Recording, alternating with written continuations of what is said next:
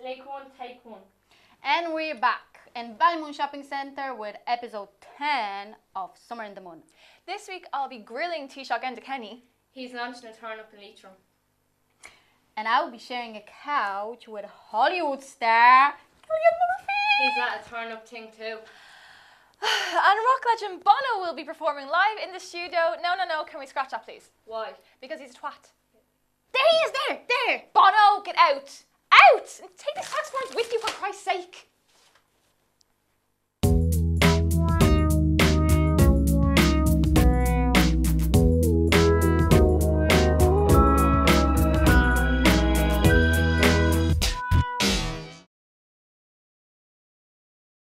Now, before we give you a guide to Ballymun's fabulous Thursday market, we're going to give some directions to those of you who have the misfortune of living outside Ballymun. Now, if you're coming from Tara, all you need to do is go on the M50, that's it all, past the Finglas. Why is Finglas represented by a duck? Duck! Oh!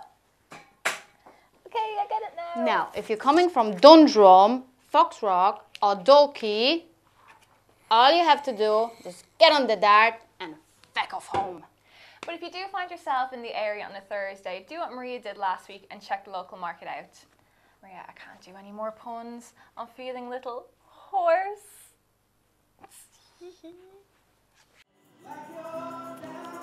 This is the Ballymoon Shopping Centre. Once it was thriving heart of the community, but in recent years many traders have moved out. But new life is being breathed into the centre thanks to a popular, bustling Thursday market. I'm Maria, the Ballymoon Market Coordinator. Very good. Can you tell me when was the market set up here? Yes, the market was set up in here in April 2011 and it's been running since. And how important it is to the community? It's very important because it keeps employment in the area and the market brings customers and footfall to Ballymoon Shopping Centre. I noticed that you're only one who's selling food on the market. Yeah, it's good value. Come every Thursday, people really appreciate and happy we come back every week, yeah. So how's your business going? It's good, yeah. It's very busy, hard work, but it's good. No problem. So where do you get your produce from? Some of it we grow ourselves. We have a place in Rush, so we grow cucumbers, turnips, cauliflower. A lot of it is our own, tomatoes, strawberries. Then the rest probably fruit markets. Hi Jay, how are you? Can you tell us a little bit what you're doing? Well, I sell jewellery here every week, every Thursday. And on today I've been given permission to do a fundraiser for cystic fibrosis. I'm going on a sponsored walk to Poland and in September. Have you ever been in Poland before? No. And where are you going now?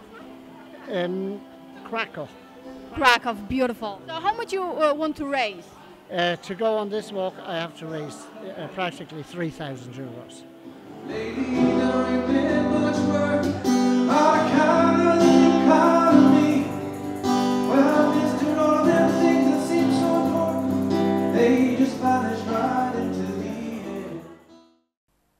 Ballymun has a long tradition of community media, and one of the most well-known faces in the community is Paula Geraghty. Paula, welcome to the show. Thank you very much, Tara. So Paula, tell us a little bit about your involvement in the community media and how do you think it compares in importance to mainstream media? I think that at the moment a lot of communities are at the wrong end of all the cutbacks, and people are finding that they're not getting their voices heard, they're completely disempowered. And a lot of communities are trying to figure out how can they get their message together, how can they talk to other community groups, how they can talk to politicians, to the political system. And, you know, they're finding that their voices are crowded out. So community media is about offering a way for people to find their voice, try and communicate with people and to wider communities. And sometimes that just doesn't happen in the mainstream media. That space really hasn't been cultivated or hasn't been given to local communities, however local communities want to define themselves. So I think that, you know, it's very important for communities to I suppose, get those spaces and to tell their stories. So essentially it's just there to give them a podium, pretty much, to get their voice? Oh, absolutely. It's not just a podium where you stand up and shout. It's about thinking critically about, you know, what are the things that are affecting you? How do you want to say them? Who's going to listen? And how do you tailor what you're saying to particular audiences? Because you're always speaking to somebody, not speaking at people. And I think community media, or the channels in some ways, offer an opportunity to think about those type of things and to actually physically communicate. Yeah, and one of the things involved in community media is DCTV, which you work for, and as we know, produces this show. Do you have a kind of propaganda pitch that you want to share with the station? Well, first of all, I don't work for DCTV, but I have been involved with DCTV for quite a while. And I suppose one of the things I do is I'm a video journalist, so I would submit programmes to DCTV, and DCTV are great. They have a channel, they broadcast on Air TV on the well, it used to be the dodgy box, but it was on channel 802 on the digital system, whatever it is. And they also have other facilities where they can put stuff online on Vimeo and that, and then they can, through Facebook, tell other people what they're showing. So that's one way. I've also kind of spoken to like different groups and organisations and encouraged them to participate and get involved with DCTV and put their messages on DCTV. And then I volunteered on a number of projects, whether the studio in Temple Bar and a few of the programmes that people want to make for DCTV. So I think there's a lot of different opportunities to get involved with DCTV. And it'd be great to see kind of more faces and more diversity of people from around Dublin and beyond and getting involved. Exactly. I don't want to alienate you now, Paula, but as an outsider, what's your perception of Ballymun? An outsider? Someone not from Ballymun. Not from Ballymun. Ballymun's kind of an odd place. It's been through an awful lot, and like I cycled through Ballymun a bit because I go to IKEA, and I think there's different parts to it. Like there's the physical space of Ballymun, and the main road is like, it's quite big and quite wide, and it seems to kind of split, you know, Ballymun into two. And I'm not quite sure what's on either side, but you have all these really big brand new buildings, and quite a few of them are empty. But you still feel, even though the architecture is saying one thing, you still get a much different sense from the people, you know, walking around, waiting at bus stops, and people are really friendly. Like I got directions here today, and you know, I think there's a really strong sense of community that seems to defy the architecture that's kind of imposed on the area. But I kind of like it. And it's very rural as well. Like just on the other end, you'll have, you know, the unlandscaped bits of Ballymun, and it's just a really interesting place. And there's a really interesting history as well. Yeah, well, we have our own charm. I'm sure. Thanks so much for coming in, Paula. Oh, thanks for inviting me in. Thank you.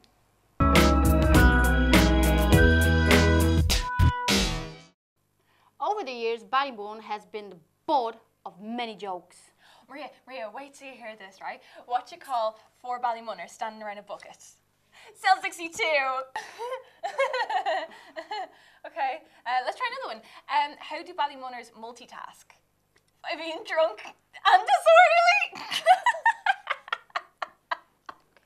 And disorderly, because the two. Yeah, exactly. But more recently, a new generation of local comedians have been taken to the stage and turning the tables. That's right. In fact, last week I met one of them, Willow White, and here's what he had to say. Disorderly. Hi, Willie. Nice to meet you. Hey Tara, how are you? Thanks for coming in. Now, come here. You started off on Join the Hood. So when you went into that, did you have any plans of really going into comedy? No, I didn't think that anything would really happen from it. It was just kind of for a bit of a laugh, I suppose, you know, that I went and done it. And little was I to know, like, that 6 years later I'd be still doing stand-up comedy. So I suppose of Des Bishop to thank for my comedy career, as well as a few others that were in the programme as well, you know, like Eric Lawler, who's doing really, really well. Do you think there's like a particular sense of humour within Ballymun? Do you think we have our own kind of style here? I'd say Ballymun is very kind of working class, and most people on the whole in general in Ballymun would be very witty and very quick thinking, you know. So I wouldn't say it has its own particular brand. I'd say everybody obviously is individuals in what they say and do. There's a lot of funny people in Ballymun, you know, a lot of very humorous kind of people and a lot of different characters. And I think there's loads of comedians in Ballymun. Now, you've obviously got people who are very funny with groups of friends or when you go out for a drink or whatever, you know.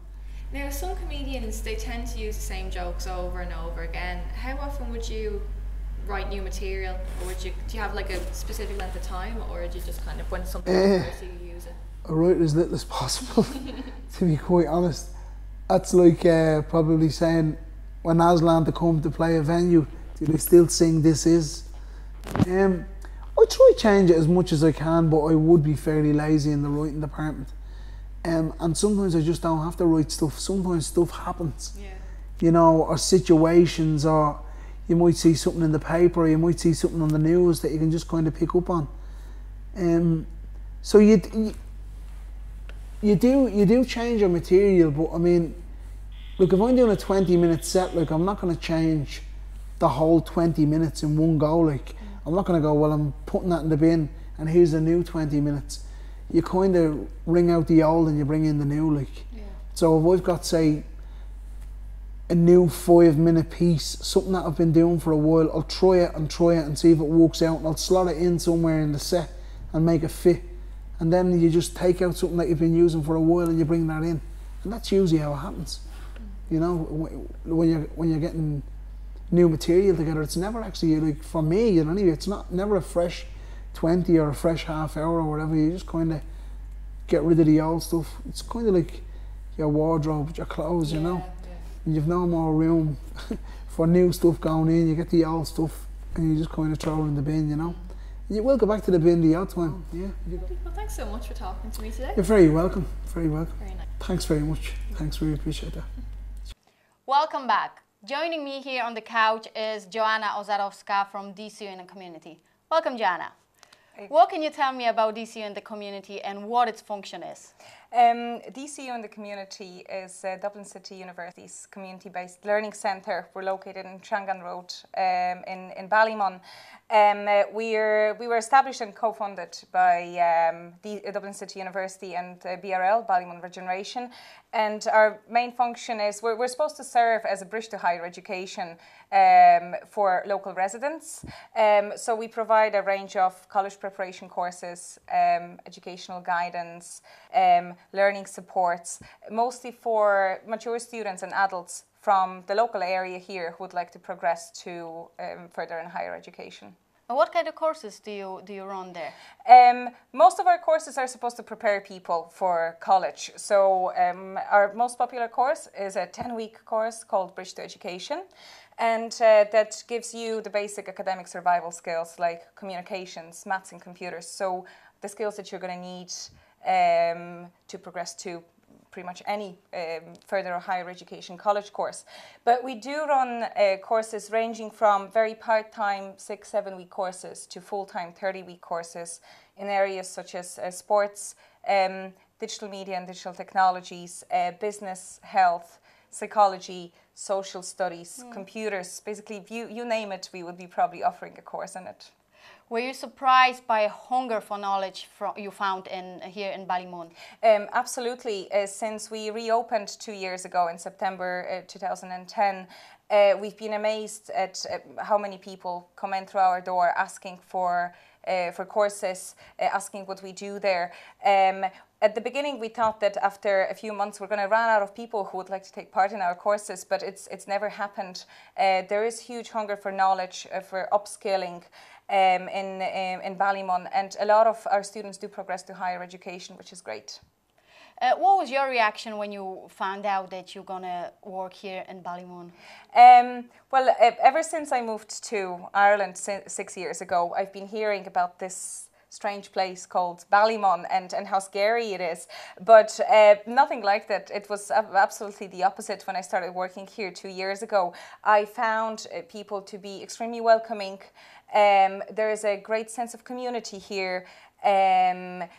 Pretty much all of our students recommended our courses to their friends or neighbours. That just kind of shows you how strong the sense of community is here. Like I said, very welcoming, lively, energetic people with huge aspirations and ambitions. So my first impression of Ballymun was completely the opposite of the image that was painted for me before I started working here. Of course. Where's the next term and how can people get involved? The next term is going to be starting in September.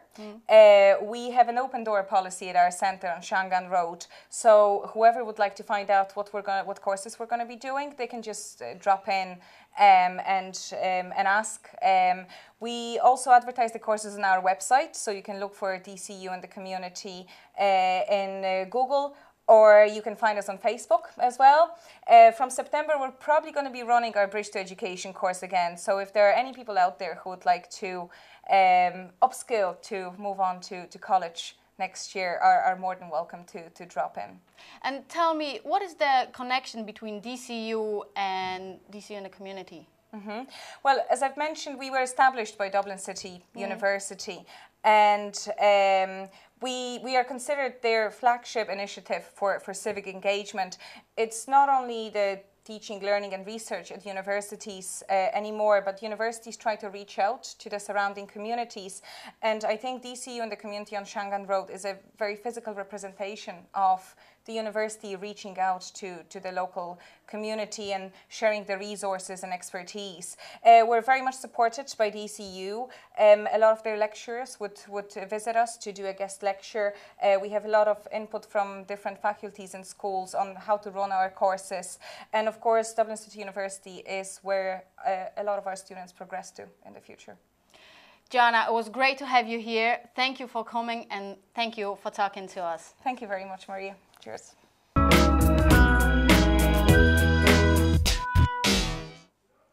Before we wrap up, I just want to make it absolutely clear that I have no problem with Bono and his tax affairs are his own business. Keep spreading that love, man. I think that's covered. And if you would want to do the course that Joanna Ozarowska mentioned, I did it. I highly recommend, and I start at DCU this September. So that's it for episode 10, and that's it from our team. Say goodbye, everyone. Bye.